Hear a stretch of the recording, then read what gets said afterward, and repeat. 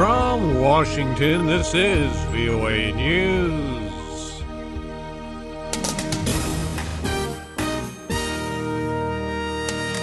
Syria peace talks expected next month. Russia accuses a U.S. Embassy official of spying. I'm Ray Kugel reporting from Washington. U.S. Secretary of State John Kerry says he expects a Syria peace conference to be held next month. Secretary Kerry talked about it during a visit to Stockholm on Tuesday. Henry Ridgwell reports. U.S. Secretary of State John Kerry said much progress had already been made towards holding a Syria peace conference that he expects in early June. The Syrian government said Tuesday it wants more details before committing, adding it will not take part in anything that threatens the country's sovereignty. Kerry said he believes Syrian government envoys would attend, but had this warning for Syrian President Bashar al-Assad. If President Assad decides to miscalculate again about that, as he has miscalculated about his own country's future over the course of the last years, it is clear the opposition will be receiving additional support. Meanwhile, in Syria, the brutal conflict grinds on. Henry Ridgwell for VOA News, London. Syria's information minister says the government needs more details before making a final decision whether to attend the conference. Russia declared a U.S. Embassy employee persona non grata and ordered his immediate departure after accusing him of trying to recruit a Russian intelligence officer to work for the CIA. The Federal Security Service announced Tuesday it had briefly detained a U.S. citizen identified as Ray Kugel. The service said he was caught with special technical equipment, disguises, a large amount of cash, and a letter to the Russian he was attempting to recruit. A U.S. State Department spokesman confirmed a staffer at the embassy was detained and then released. The White House is defending a criminal investigation into who might have leaked secret government information that appeared in a news story about a CIA operation in Yemen that foiled an al-Qaeda bomb plot.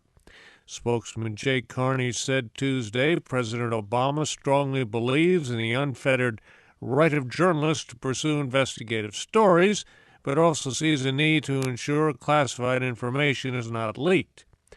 The White House defense of the investigation comes as some American journalists are loudly protesting the government's secret seizure of telephone records for reporters and editors at the Associated Press news agency for April and May of last year.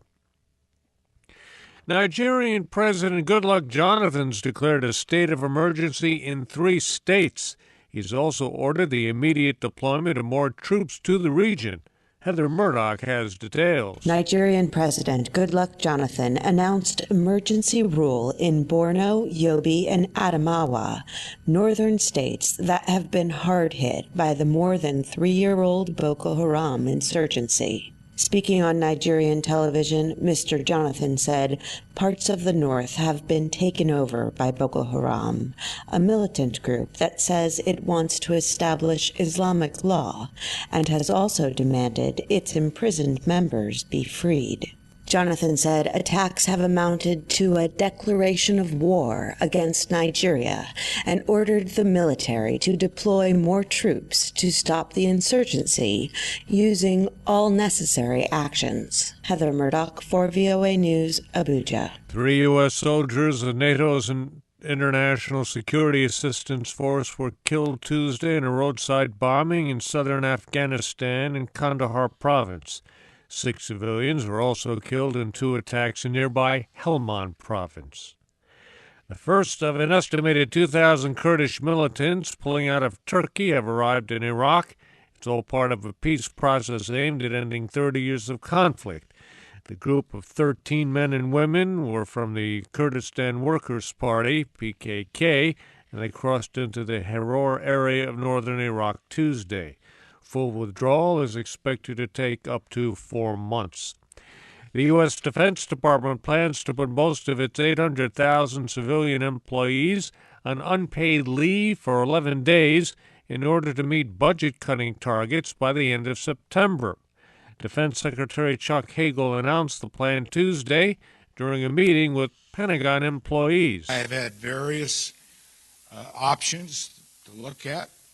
I've looked at all of them. I've had different recommendations from all the services, all the civilian leaders. But what guided me on this, after the realization that we had to make some tough choices, we've got to be fair. The furlough is shorter than earlier estimates of up to 22 days, but Defense Department officials caution it all could discourage civilians from joining the Defense Department, sending them instead to work in the private sector. I'm Ray Kugel, VOA News. Details on these and other stories on our website on the internet at voanews.com.